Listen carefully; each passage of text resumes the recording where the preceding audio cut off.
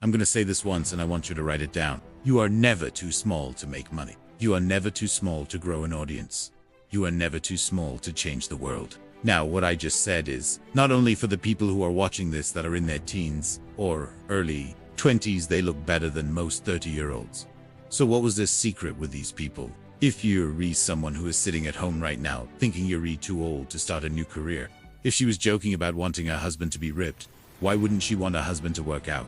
Why wouldn't she want her husband to go to the gym? Why wouldn't she want him to become the best version of himself possible? If you're in a relationship and your partner isn't doing the things that you're doing, well, maybe it's your job to inspire them. I challenge you to start, because what if you prove everyone wrong? And they wanted to know what was the one commonality between the people that made over $100,000 a year. And the researchers were shocked to find out that it wasn't how smart they were. It wasn't the schools they went to. It wasn't their connections or their family background.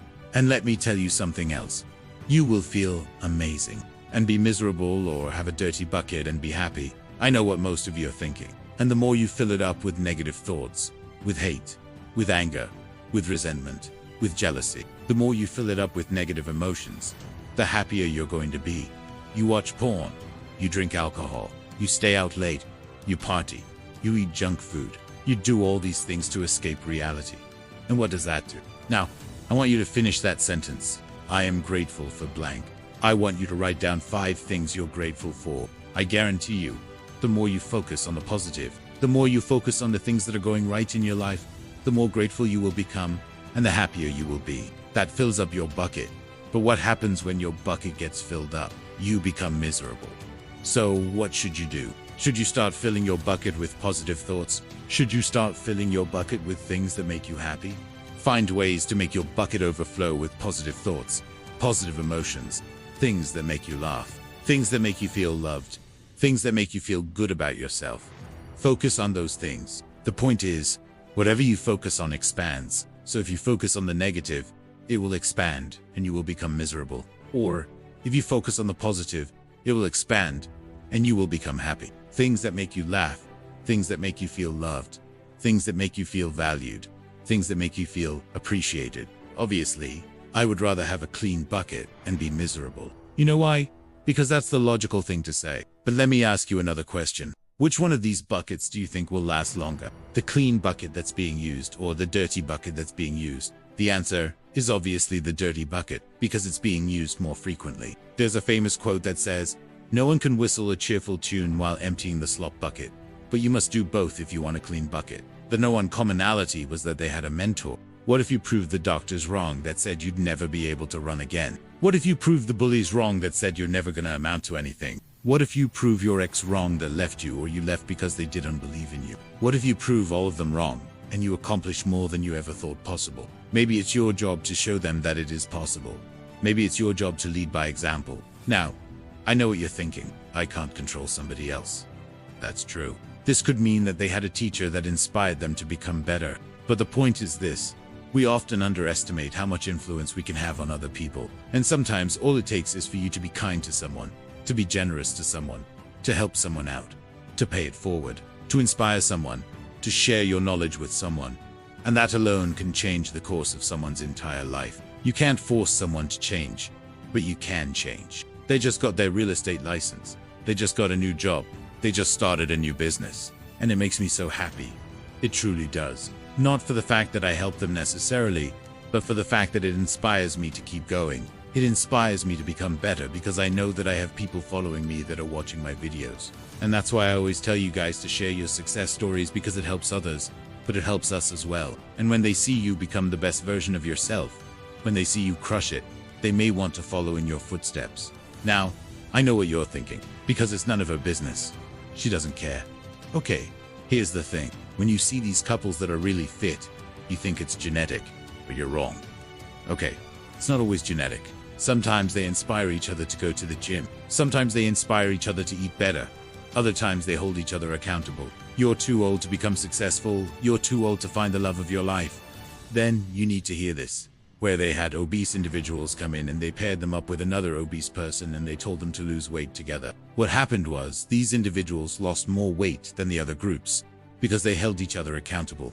Every week they'd meet up and see how much weight they lost. So if one person lost 4 pounds that week and the other person only lost 1 pound, well, that second person knew they could do better. That second person knew they needed to step it up because the first person was crushing it. And that accountability made them both lose more weight.